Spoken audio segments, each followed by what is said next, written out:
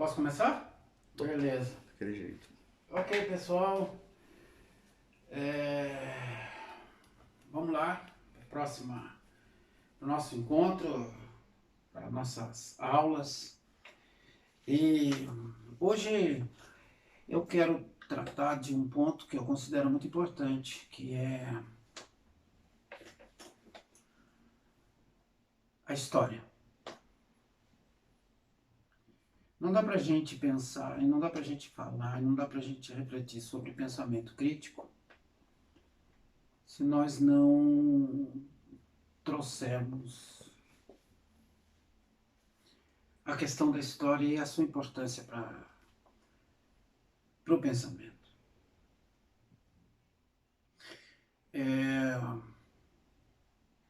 A história não é simplesmente um acúmulo de fatos ou uma sequência linear do que aconteceu. Isso nós podemos chamar de passado. Se bem que ninguém sabe exatamente uma sequência exata, a sequência exata do que aconteceu no nosso passado. Nós não sabemos e nós não conseguimos descrever linearmente tudo o que aconteceu conosco, que dirá do ponto de vista social. Então a gente precisa fazer uma distinção entre a história pessoal e a história social, a história da sociedade, a história das coletividades. Muita gente diz que é importante conhecer a história. Mas será que é possível de fato conhecer a história? Ou será que nós conhecemos as interpretações da história? Ou conhecemos os fatos relatados? Porque os fatos relatados não são exatamente os fatos. Agora, é possível também relatar os fatos enquanto nós estamos vivendo os fatos. Isso também é possível.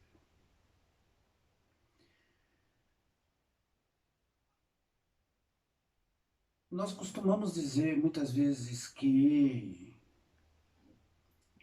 isto é histórico, aquilo é histórico, que historicamente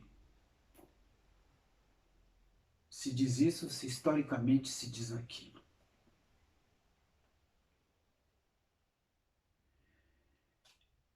Sabemos da importância da história, mas, no entanto, será que temos clareza sobre a história? Será que sabemos de fato a importância da história sobre a nossa vida? Primeiro, eu penso que nós precisamos fazer uma distinção entre a história e o passado.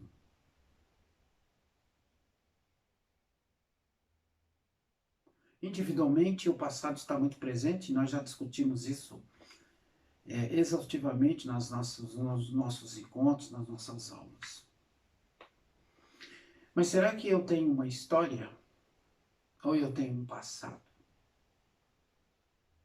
E a sociedade tem um passado ou a sociedade tem uma história? Será que a sociedade, o conjunto de pessoas, de instituições, de esferas, podem, de fato, ter história?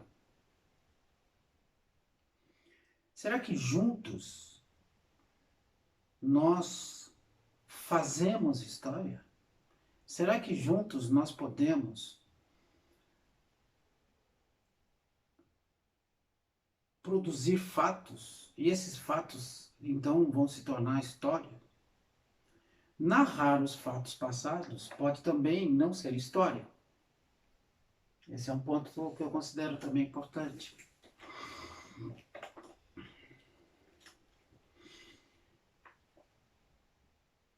Isso se deve também à dificuldade, porque nós, conjuntamente, agimos. Não agimos apenas individualmente, mas agimos coletivamente. Nossas ações são marcadas Porque coletivamente, seja consciente ou inconscientemente, nós agimos. Nem sempre sabemos que estamos agindo coletivamente. Numa revolução, nem todo mundo que está numa revolução sabe que está numa revolução. Os objetivos coletivos nem sempre são tão claros como a gente imagina. Existe sempre a vontade de que todo mundo pense do mesmo jeito. Existe sempre o desejo de que todos sigam um mesmo propósito, mesmos objetivos. Mas será que isso é possível? Ao mesmo tempo que parece difícil, é o que todo mundo deseja. E é o que mais ou menos todo mundo acredita, quando as coisas caminham para um lado ou caminham para o outro. Então, não dá para a gente falar de história sem falar de um cara que foi muito importante para o pensamento moderno, para o pensamento contemporâneo. Um alemão chamado Hegel.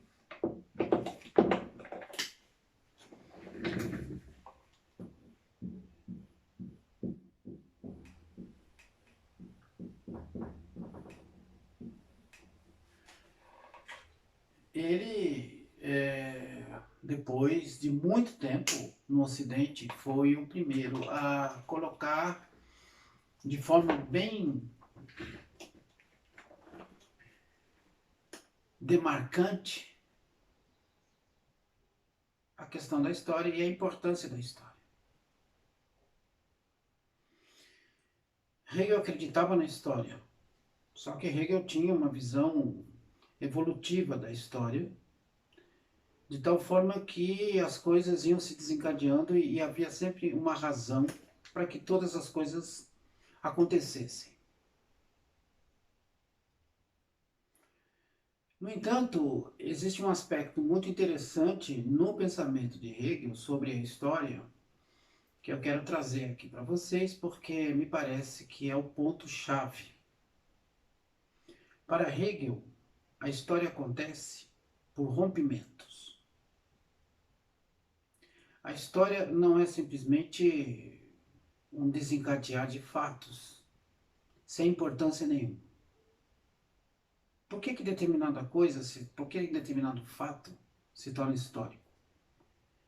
Porque aquele fato rompe com alguma normalidade, com alguma harmonia, com algum equilíbrio. Todas as vezes que isso ocorre, então nós temos a história acontecendo. Como quebra de uma rotina, como quebra de algo importante, porque isso vai demarcar um terreno, uma fronteira entre o antes e o depois. O que a história faz, ou o que a história tenta mostrar, segundo Hegel, é exatamente esse antes e o depois. Então, não são apenas momentos ou fatos, mas são fatos e momentos extremamente significativos que mudam o rumo das coisas. Fatos e acontecimentos que mudam o rumo de uma sociedade, o modo como ela pensa, ou como ela pensava, o modo como ela se via, o modo como ela se comportava. Então essas rupturas são importantes e elas ocorrem. E todas as vezes que elas ocorrem, então a história ocorre como um elemento importante para a gente compreender o antes e o depois. Isso é muito importante porque nós temos que levar em conta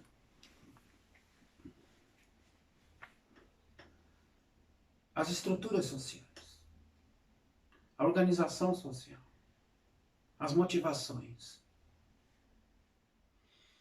Então, os fatos modificam de alguma maneira a realidade. modificam inclusive o comportamento. E esse comportamento não é só individual, mas é coletivo. Nós somos influenciados coletivamente, nós sabemos disso. Nós também influenciamos os outros coletivamente. Existe sempre um padrão que a gente segue. É um padrão comportamental baseado em duas dimensões: a dimensão individual e a dimensão coletiva. E na dimensão coletiva, existem várias dimensões também. O coletivo menor da nossa família, o coletivo da escola, o coletivo do trabalho, o coletivo dos amigos. E o grande coletivo social, que parece uma coisa assim muito abstrata. Quanto maior o coletivo, maior também a abstração. Mais vago fica, porque fica mais difícil de definir esse coletivo. É mais fácil definir a nossa família, é mais fácil definir um grupo de amigos, é mais fácil definir um grupo com quem a gente tem afinidade, ou o grupo no qual a gente trabalha, ou o grupo da escola, ou da universidade. É mais difícil, por exemplo, definir um grupo maior, uma coletividade maior. Então, nós somos compostos de padrões de comportamento e esses comportamentos, eles são previsíveis. Todo mundo tem um comportamento, todo mundo tem um padrão de comportamento a partir de um determinado período da nossa vida. A gente vai encaixando as coisas, vai repetindo as coisas. Um modo de pensar, um modo de agir, um modo de gesticular. Tudo isso então vai compondo o que a gente chama de padrão. Esse padrão, ele é individual, esse padrão é coletivo. Nós temos um padrão dentro da nossa família.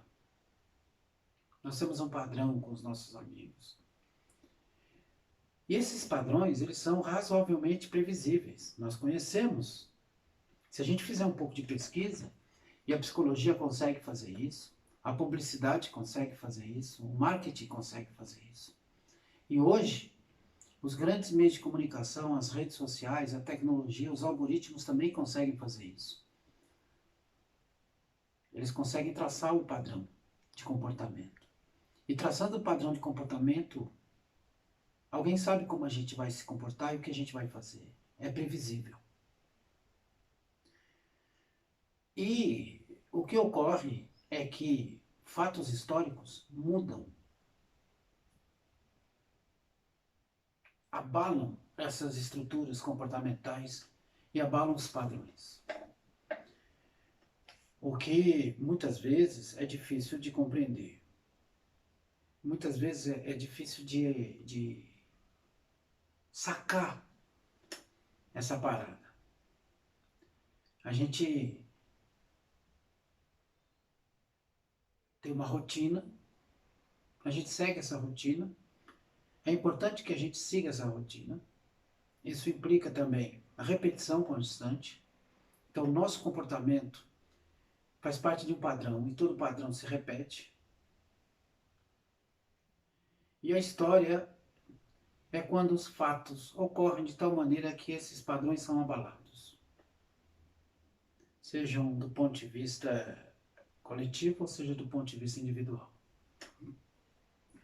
A história, então, ela é importante para a gente compreender, principalmente, quando foi que a sociedade mudou de rumo. E por que ela mudou de rumo? O que aconteceu? Nós temos hoje a ideia de que nós podemos mudar o nosso rumo a hora que a gente quiser. Não é bem assim. Mudar de rumo significa mudar o padrão. Mudar o padrão do comportamento. E o padrão significa também uma visão de mundo que a gente tem e que a gente repete e que a gente acredita. Essas mudanças não são tão simples como a gente imagina. As pessoas acham que é tão fácil mudar de rumo, mudar de vida. Não é. Por isso que a história tem um papel importante, que não é simplesmente de narrar os fatos, mas de compreender quando as rupturas ocorrem e por que as rupturas de fato ocorreram. E quais foram as consequências dessas rupturas.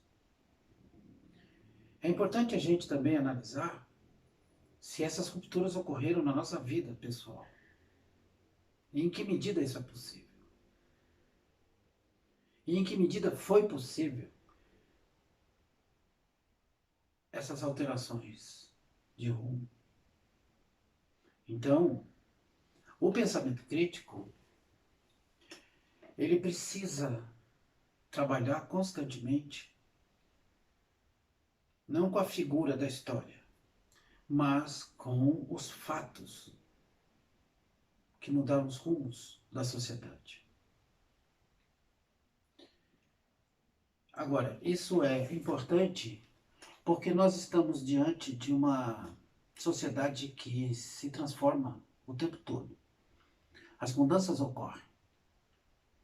Nem toda mudança é histórica, mas toda mudança que afeta cria crise. Então, a crítica vem da crise. E a crise só existe por conta da mudança. E não importa se a mudança é boa ou ruim. A mudança sempre será boa para alguém e sempre será ruim para outro alguém.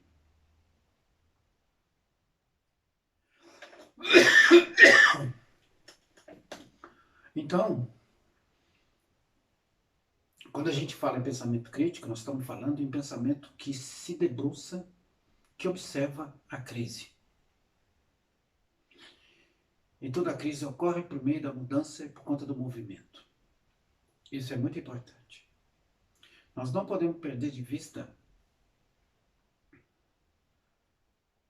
esse aspecto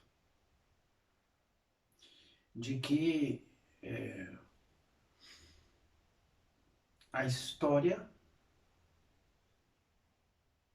ela não é simplesmente a passagem, a sequência linear de fatos, mas é quando esses fatos, de fato,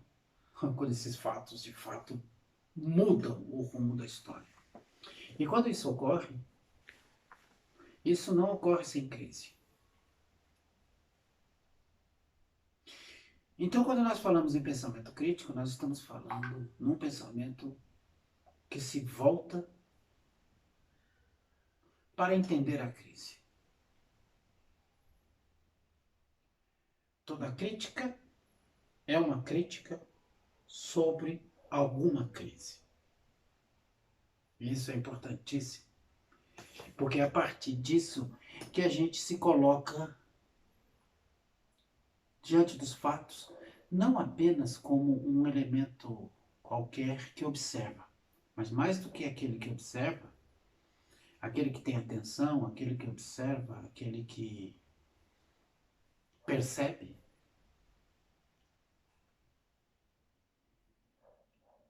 é aquele que se coloca para entender, em primeiro lugar, os fatos que geraram a crise.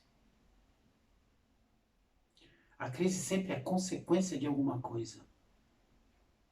E a crise pode também ser a causa de outras consequências.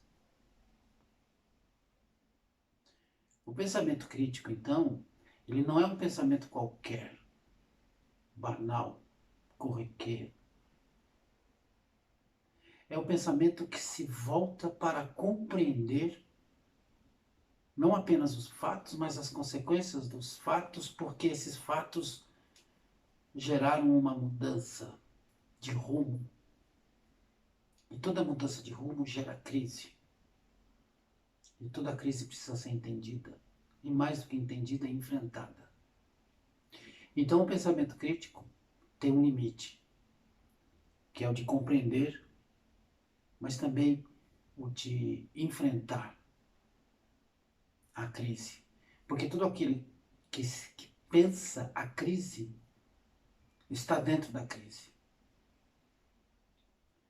Isso é também um problema sério, porque toda crise leva a sofrimento. Toda crise leva a dor, a incerteza, a insegurança.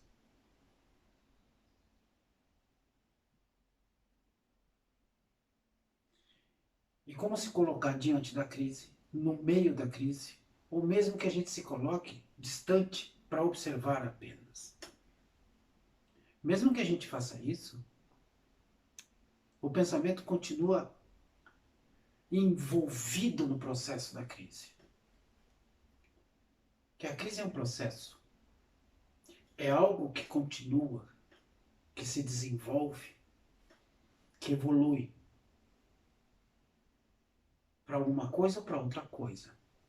Então vejam, nós estamos falando de história, de fatos, de mudança de rumo, mudança e movimento, e onde há mudança e movimento, há crise. Mas quem é que percebe a crise? Nós, seres humanos. Os animais não percebem a crise. A natureza não percebe a crise. A natureza nunca parou para pensar a respeito de um terremoto, de um maremoto, de um tsunami, de uma enchente, de uma catástrofe natural. Os únicos que têm essa capacidade somos nós. E porque essas coisas nos afetam diretamente e indiretamente, a gente precisa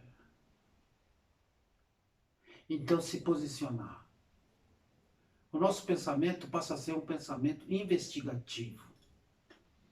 O pensamento crítico é um pensamento que se coloca diante, não apenas dos fatos, para compreendê-los, para narrá-los, para catalogá-los, mas também para fazer com que esses fatos ganhem sentido.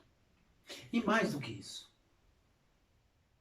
porque não basta apenas a gente enxergar a crise, pensar a crise do ponto de vista crítico, do ponto de vista da própria crise. Mas também nós somos levados a fazer alguma coisa. Por isso é que o conhecimento e a história são importantes.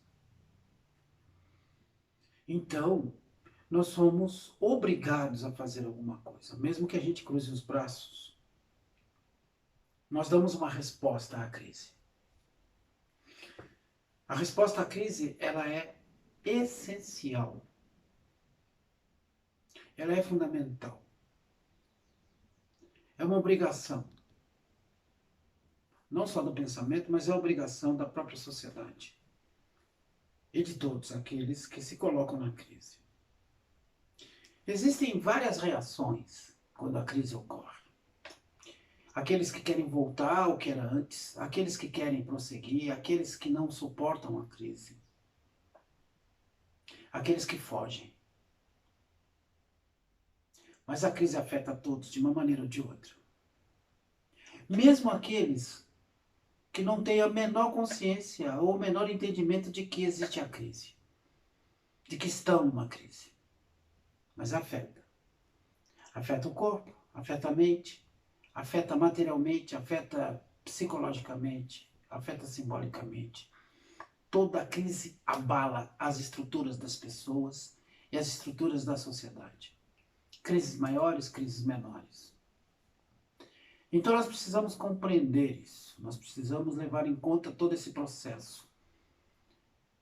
Quem se coloca na crise, com pensamento crítico, se engaja para tentar entender e ajudar os outros, de alguma maneira, a também entender por que existe a crise. Então, a história, ela é também a história das crises. Porque os fatos, que são o processo de movimento da sociedade, esses fatos geram a crise, porque gera uma mudança. Como eu disse, toda mudança gera crise.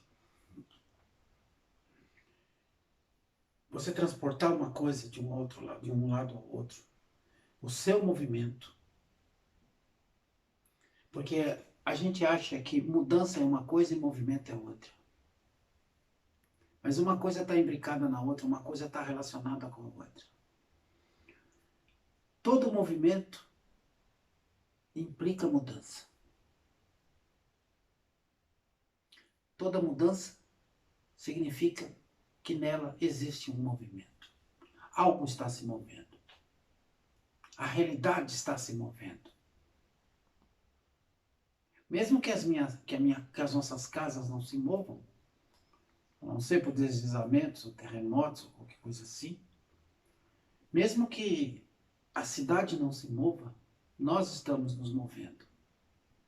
Estamos mudando a paisagem, mudando o cenário, mudando a nossa forma de pensar. Mesmo que a gente continue com o padrão.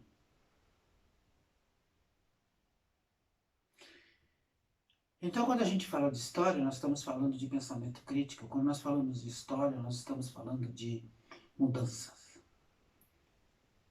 de rota. A sociedade muda. Por exemplo, quando veio o cinema, a sociedade mudou. Quando veio o rádio, a sociedade mudou. Quando veio a televisão, a sociedade mudou. Quando veio o computador, a sociedade mudou. Quando veio o celular, a sociedade mudou. Gera crise? Gera. Nós precisamos compreender. Porque abala. Isso não significa que toda mudança é para melhor. Ou que toda mudança é para pior. O pensamento crítico, então, não se coloca simplesmente no pior ou no melhor. No bom ou no ruim. Mas tenta compreender as razões. Em primeiro lugar, as razões que levaram a esses fatos. Onde há crítica, há crise. E onde há crise, obrigatoriamente, há crítica. Só o fato de você se perguntar, porra, por que eu estou vivendo isso? O pensamento crítico já começa. Onde existe o questionamento, onde existem as perguntas a respeito da crise, seja ela do ponto de vista pessoal, seja ela do ponto de vista coletivo, o pensamento crítico começa a agir. Já está agindo. Então, veja, isso é muito importante. Porque a gente coloca o ponto principal, a cereja do bolo. Mas coloca a cereja onde? Dentro do bolo ou em cima do bolo? Geralmente é em cima do bolo, né? Aliás, há muito tempo eu não vejo mais cereja em bolo nenhum. Eu acho que caiu de moda esse negócio de colocar cereja em bolo. Eu vejo chocolate, eu vejo coco, eu vejo uma opção de coisas, mas cereja eu não vejo. Acho que talvez porque esteja muito caro também a cereja. Mas enfim. Qual a cereja? É a crise. Quando pensamos em história, pensamos em crise. E quando pensamos em crise, pensamos em crítica.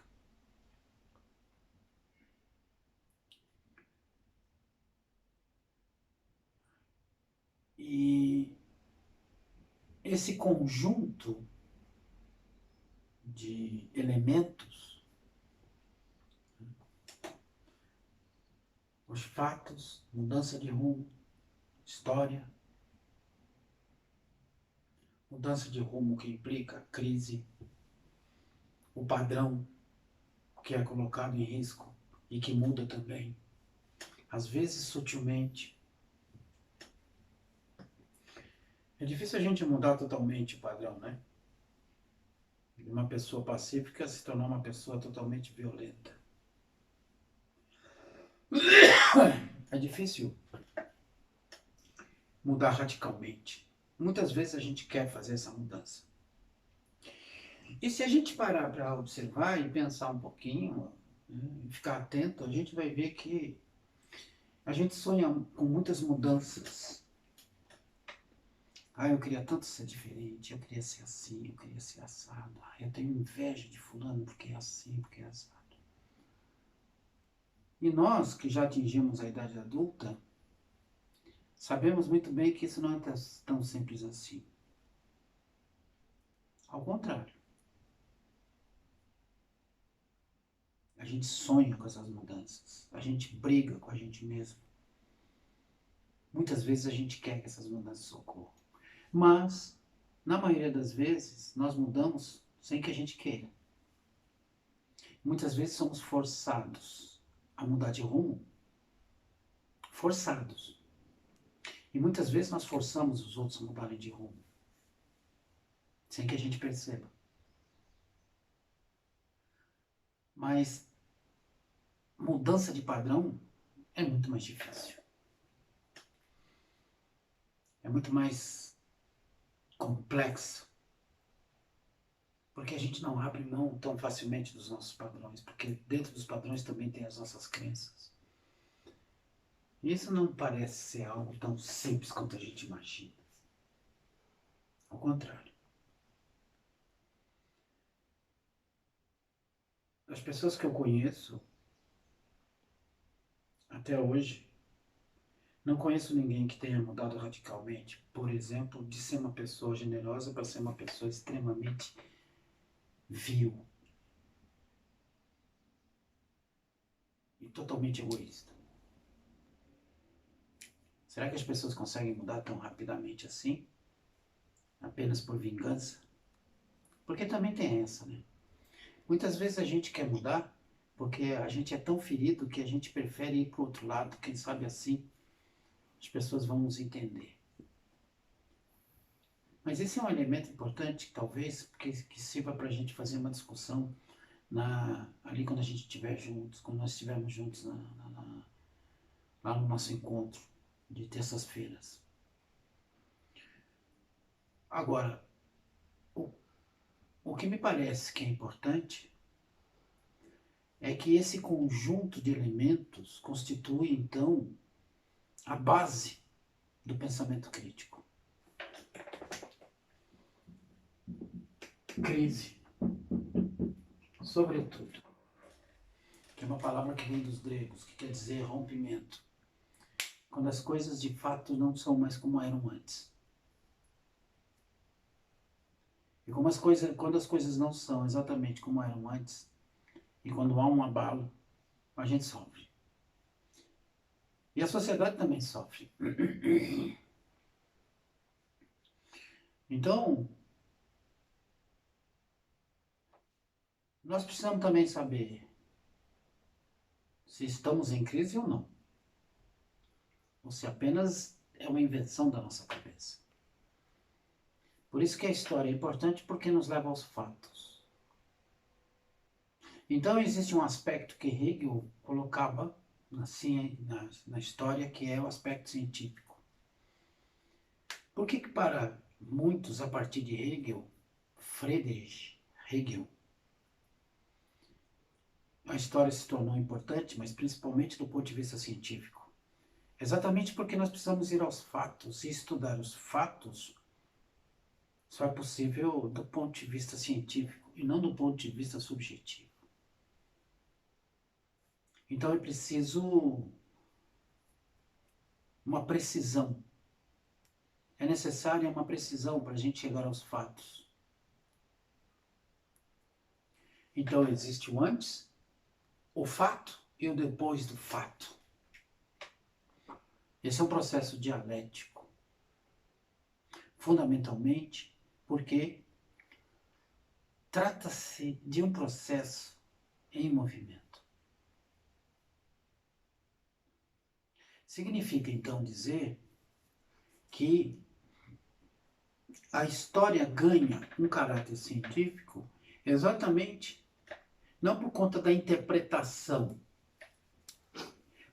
mas por conta de que nós precisamos encontrar os métodos adequados para chegar aos fatos e observar os fatos como de fato são, como foram. Isso é muito importante, gente. Então, o pensamento crítico, ele alarga cada vez mais o seu horizonte, porque nós não estamos simplesmente falando de interpretações, mas nós estamos falando de um método para analisar os fatos e as consequências dos fatos que geram a crise. Então, hoje, pela primeira vez, nós entramos no pensamento crítico. E isso só é possível exatamente por conta da soma de todos esses fatores que nos levam a um posicionamento que se torna cada vez mais complexo. E quando eu falo posicionamento, é no seguinte sentido: olhar as coisas, olhar isso tudo, construir o pensamento crítico e depois agir.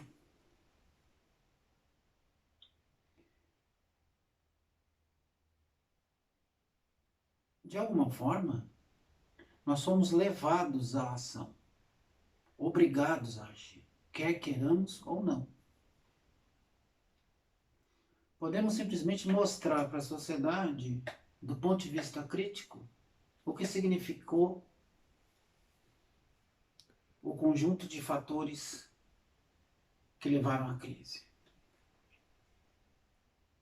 Mas, como ser humano, como parte integrante da sociedade, eu também vou agir, de uma forma ou de outra. Como eu estou fazendo aqui agora. Então, a partir de um determinado momento, nesse processo crítico, nesse processo do pensamento crítico, a gente precisa fazer escolhas também. Tomar decisões. Isso não é tão simples assim, porque envolve não só o lugar onde a gente está, envolve também as nossas escolhas de como a gente enxerga o mundo. De como a gente julga o mundo. E de como a gente quer o mundo.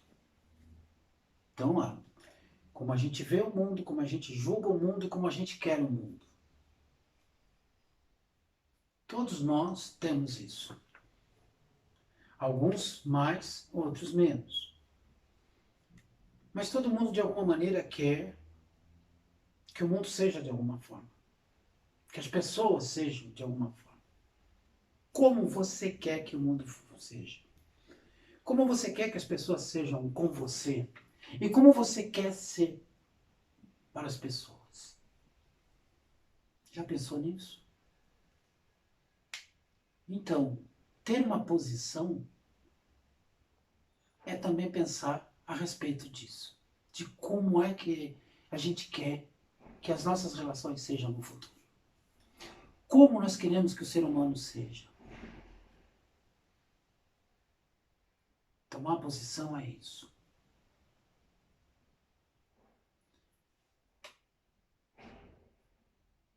E é tão difícil quanto compreender o padrão da nossa própria existência. Bom, são tantos os elementos, né? Vamos então deixar isso para a gente conversar quando nós estivermos juntos na sala. Eu espero ter podido complicar ainda mais essa matéria, complicar ainda mais a nossa reflexão, que se torna cada vez mais complexa e mais desafiadora. Um abraço, pessoal.